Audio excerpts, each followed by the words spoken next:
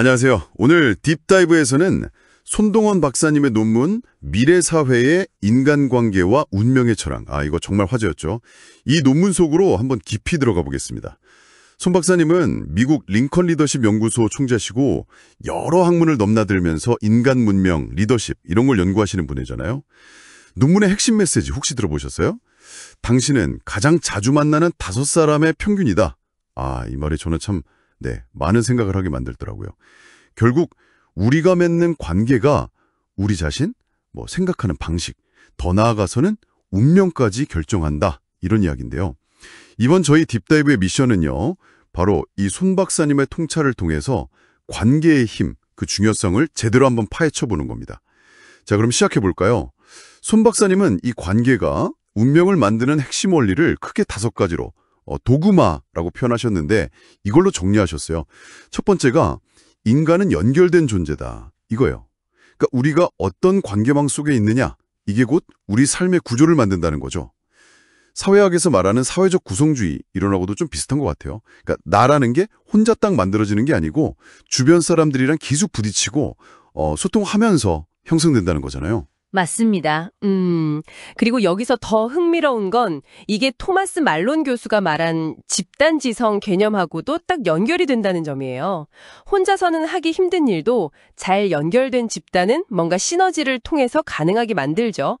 그 오픈소스 프로젝트, 리눅스 개발 커뮤니티 같은 거 생각해보면 좀 와닿으실 거예요. 그래서 손 박사님은 미래에는 어떤 관계 구조 안에 있느냐, 이게 개인의 어떤 사고방식이나 운명을 결정짓는 아주 핵심 변수가 될 거다, 이렇게 강조하세요. 단순히 똑똑하고 이런 걸 넘어서 누구랑 같이 있느냐, 이게 중요해진다는 거죠. 와, 정말 중요한 포인트네요. 그럼 두 번째 원리로 넘어가 볼까요? 운명의 전환점은 만남의 전환점이다. 이게 살면서 어떤 결정적인 순간에 누구를 딱 만나느냐가 인생의 방향을 확 바꿀 수 있다는 거잖아요. 혹시 약한 연결의 힘이라는 개념 들어보셨어요? 마크 그레노베터 교수가 말한 건데 오히려 막 엄청 친한 사이보다는 좀 가깝지 않은 지인이나 우연히 만난 사람이 네네. 그게 예상치 못한 기회를 가져다 준다는 거죠. 맞아요. 새로운 아이디어나 정보 아니면 일자리 같은 거요. 그렇죠.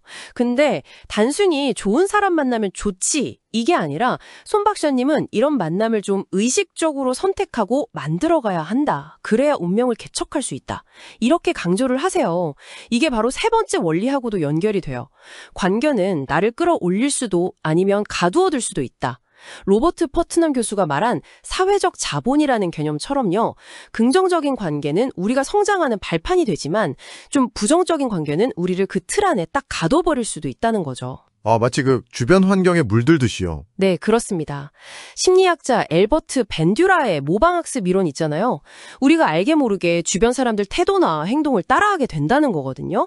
좋은 습관이든 안 좋은 습관이든 다 마찬가지고요. 예를 들어서 막 열정 넘치는 동료들 사이에 있으면 나도 모르게 더 열심히 하게 되고 반대 경우도 있잖아요. 그래서 손 박사님은 이 관계를 선택할 때 굉장히 신중하고 또 전략적이어야 한다. 이렇게 조언하시는 겁니다. 이게 나를 성장시키는 관계인가? 아니면 나를 그냥 이 자리에 머물게 하는 관계인가? 이걸 좀 냉정하게 볼 필요가 있다는 거죠. 듣고 보니까 정말 관계를 잘 선택하는 게 중요해지는 시대라는 생각이 드네요. 이게 바로 4번째 원리랑 통하는 거군요. 미래 사회는 관계 선택의 시대가 된다. 미래학자 엘빈 토플러도 예전에 그랬잖아요. 정보 그 자체보다 누구랑 연결되어 있느냐, 이게 훨씬 중요해진다고. 맞아요. 그 에티엔 벤거가 말한 실천 공동체, COP라고 하죠. 이 개념을 생각해보면 좀 쉬워요. 어떤 특정 관심사나 목표, 이걸 공유하는 사람들끼리 연결돼서 같이 배우고 성장하는 그런 커뮤니티 말이에요. 요즘 온라인 스터디 그룹이라든지 전문가들 모이는 포럼이라든지 이런 게 다 좋은 예시가 될 수 있겠네요. 단순히 정보만 얻는 게 아니고 그 관계망 자체가 정말 중요한 자산이 되는 시대라는 거죠. 그래서 손 박사님은 막 수동적으로 기다리지 말고 적극적으로 이런 관계를 찾고 만들고 가꾸어 나가야 한다.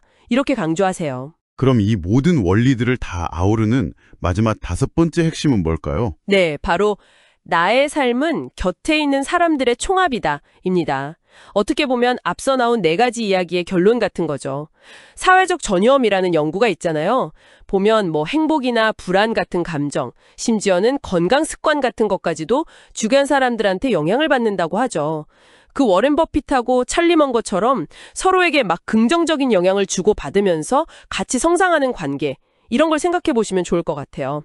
또 사회학자 앤서니 기든스가 말한 존재론적 안정성이라는 개념처럼요. 서로 믿을 수 있는 관계는 이 불확실한 세상에서 우리를 좀 단단하게 지탱해주는 그런 기반이 되거든요. 결국 손 박사님의 핵심 메시지는 이겁니다. 우리가 의식적으로 선택하고 또 잘 가꾸는 그런 관계들이 우리 안에 있는 잠재력을 탁 터트리는 촉매제가 된다는 거예요. 네, 오늘 손동원 박사님 논문을 통해서 이 관계라는 게 얼마나 중요한지 다시 한번 깊이 생각해 보게 되네요. 관계가 그냥 부수적인 게 아니라 우리의 정체성, 기회, 성장, 그리고 궁극적으로는 운명까지 만들어가는 정말 핵심적인 동력이었다는 거? 네, 맞습니다. 그래서 마지막으로 여러분께 이런 질문을 한번 던져보고 싶어요. 손 박사님 말씀처럼 관계가 우리 운명을 만든다면, 그리고 우리가 점점 더 스크린을 통해, 때로는 AI를 통해서 상호작용하는 이런 시대에 살고 있잖아요. 그렇다면 우리가 관계 맺는 방식, 그 매체의 변화가 과연 손 박사님이 말한 그 운명의 본질 자체를 어떻게 좀 미묘하게 바꾸고 있을까요? 어떤 종류의 연결은 사라지고 또 어떤 종류의 연결은 새롭게 생겨나고 있을까요? 그리고 여러분은 그 변화 속에서 어떤 관계를 의식적으로 탐색하고 또 만들어 가시겠습니까? 한번 생각해 보시면 좋겠습니다.